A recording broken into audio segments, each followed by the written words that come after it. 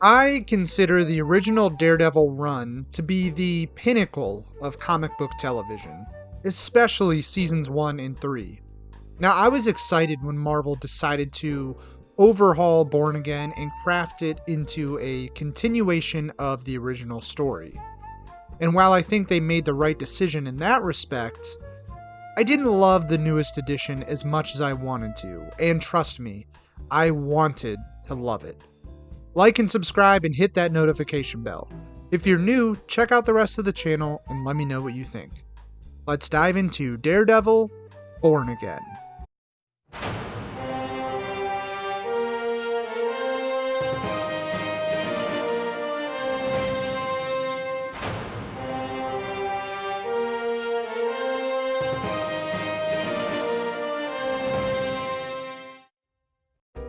Let's start off with what this show gets right, because even though I didn't enjoy this season as a whole as much as seasons 1 and 3, there is still a ton of enjoyable aspects to this series. The main one being the tone. This series does such a good job of carrying over the bones of the original series. The tone, the heart, and the soul of this dark, gritty drama, it's all still there. I would even say the tone is elevated because of the stylistic choices that the production team makes. They keep the original flavor, but they also accent it with arguably better cinematography, creative scene transitions, and an invigorating soundtrack. All of our favorites are back as well. Charlie Cox and D'Onofrio slip back into these roles with such ease. Both of them give two of the best performances as these characters. I don't know if Cox has become just a more prolific actor over the years, or if the writing and the dialogue has gotten just better, or if it's a bit of both, but he is electric, tapping into this performance, probably the performance of his life. Bernthal is back for a few episodes, like he never left, the best Punisher we've ever had, in my opinion. Wilson Bethel gets some more play as Bullseye, and we get to see more of the vulnerable side to him. He's this broken man who's been abandoned by everyone, just being used as a tool for everyone else's end goals. It's tragic and raw. It builds off what we saw in season 3, and Bethel is as good as he was in that season. Foggy and Karen return only for really brief moments, but they're used effectively. We get some new additions. The villain Muse shows up, a super compelling story arc with his character. Margarita Leviva takes over as Matt's new love interest Heather, who, I gotta say, I much prefer over Karen. The chemistry between these two is way better than it ever was with Karen. I really hope they stop pushing the Matt-Karen relationship. I actually, and they sort of hinted at it in the finale, I hope they go the route, if Karen returns, I hope they go the route of doing a Frank and Karen love story, because I would enjoy that way more. But the performances across the board are collectively, I think, the best we've ever seen in this series. The action in this new iteration is fantastic. It takes what was established in the original and brings it to new highs. And look, sometimes the CGI utilized to accent these sequences and propel them forward can be a little noticeable, but all around it's pretty solid. I've seen some people who don't like it because it's less grounded with the fighting and the choreography than it used to be, and it's a little more fantastical. But listen, this show exists in a fantastical universe, a make-believe comic book movie universe. I don't know what else you want. This action is also very accurate to the comics that inspired it. Daredevil is a superhero, and I personally want to see him doing some crazy superheroing about. I mean, that bar sequence in the opening of the very first episode is epic and gut-wrenching.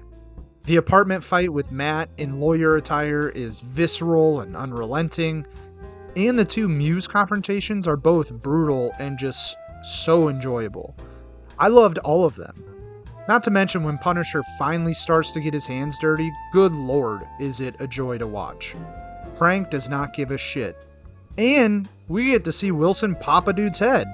Probably the most gory thing we've ever seen in this universe. So all of these things I enjoyed a lot. So where did this show lose me? Well, Born Again has a very interesting narrative, and actually a very compelling narrative, and a complex one. The issue is that it's too unfocused. Its central plot is numerous different narratives that the show's producers, etc., try to cram into one central thread, and it just does not work all the way through. It's a shame because I think there is probably 2 seasons worth of story here that could have led to an epic season 3 finale. Instead, Marvel wanted it all, and as it has happened many times in the past with these Marvel Disney Plus originals, it tries too hard to stuff every idea they have into one season's worth of television, and the show overall suffers because of it. When this season kicks off, we follow Matt and Fisk closely as they both try to turn over new leaves. Matt puts down the Daredevil moniker and moves on to focus solely on his career as a lawyer as he attempts to overcome the fallout after Foggy's murder. Fisk is elected mayor. He dearly wants to rescue New York and return it to the great city that it once was, and he wants to do that in a manner that is ethical and a manner that is clean. I loved both of these ideas, and of course, eventually these two men will be pulled back into their former lives, and of course they will have to come into an inevitable conflict eventually. But how that happens is where I find the problems. It's where I see the cracks in this show. There are so many great ideas that the writers threw at the board for the remainder of this season, but none of these ideas get enough play to matter very much. The Muse storyline could have been a whole season by itself. The Fisk war against vigilantes could have been a full season by itself. Take the Muse storyline for example. Muse is sort of, kind of, not really hinted about in the first few episodes. Then, all of a sudden, kind of out of nowhere, we're alerted to the fact that there's a serial killer on the loose and he's killed, I don't remember how many it was, like 60 people maybe. It was a lot of people. Daredevil confronts and fights Muse, and it's phenomenal. This seems like this grave new threat that will be taking everything Matt has to overcome. Not to mention that Muse's alter ego is a patient of Heather's, so there's this whole interconnected plot line inside of Matt's relationship he's not aware of that could play out in a very interesting fashion. Maybe he could be the next big villain in Daredevil's universe, and then one episode later, he's dead. It just seems like such a waste. He was set up as this super interesting villain, and they made such a big deal about him appearing, and just this crusade of killing that he's been on, and then they just kill him off that quick. Then the vigilante arc is treated in the exact same manner. It's kind of sort of talked about, but we never really see much vigilante activity happening. Sure, we get an episode or two with White Tiger, but we never actually see him at work or fighting anyone. He's just in a courtroom with Matt for 2 episodes, or behind a jail cell.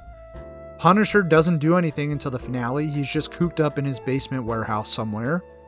We see like a 2-second clip of Swordsman, and Matt shows up as Daredevil in costume, but not until the latter half of this season, really. And the whole time, we keep getting this dialogue from Fisk and his team that vigilantes are a problem, they're this and that, we have to build this task force to go after them. But we never really see play out on screen any problems being caused by vigilantes, like ever. And in the finale, we're told through multiple expository dialogue scenes that vigilantes are the biggest problem and threat to this city. They, in essence, cause more damage than they're worth, and of course they operate outside the law, which cannot stand. But, like I said, we never see this play out, so in the final moments of the finale, when Fisk declares all-out war and martial law to stop these vigilantes and round them all up, it all just feels so empty because we never could visualize this. So both of these prominent storylines basically unfold off-screen in the background of the main thread, and then they're brought to the forefront when the writers remember that they need to resolve these storylines, and neither gets enough time dedicated, on the screen at least, to actually matter. And we're set up for the next season to be this grand tale of resistance against a tyrannical dictatorial state, where Matt and his allies, along with the good people of New York, rise up in a war for New York's soul. But all of that setup falls so flat that it's never as epic and impactful as the writers want it to be. On top of this series is stuffed full with this storyline about Ben's niece, Bibi, who herself is a journalist with close ties to members inside of Fisk's inner circle. And this storyline for me just never really goes anywhere, and I think it's by far the weakest aspect of the show. I honestly could not have cared less about Bibi or Daniel Blake. This whole subplot could have been removed, and the writers could have focused more time on the vigilante narrative, and this show would have been overall better for it. Listen, there is enough interesting ideas here for 3 seasons worth of show. If you've asked me, Season 1 should have been Matt finding his way after Foggy, Fisk becoming a new man and his mayoral race, and then we would get more insight into the other numerous vigilantes operating in New York. Show us these vigilantes at work. Show us damage that they're causing, probably by accident, but damage nonetheless. Then in Season 2, because of these vigilantes, new dangerous villains start to rise up in the city to combat these vigilantes. Maybe Muse is one of those villains, and these ensuing confrontations create even more destruction. So Fisk takes it upon himself to declare martial law and hunt down heroes and villains alike. Thus, the dictatorial state is created, leaving Season 3 to be our epic battle for New York. In this iteration, more weight would be added to these themes, these narratives, etc., and we could give more focus to the plot lines that actually matter. Overall, I enjoyed this season. I love this character, and I love Charlie Cox in this role, and of course Fisk and D'Onofrio, and I think comparatively this character in this show still boasts some of the most interesting and compelling storylines in this universe. But we really need to get out of this mindset of trying to stuff every good idea that we have into one single season. And this isn't just Marvel, although they are a prime offender, but all TV series nowadays.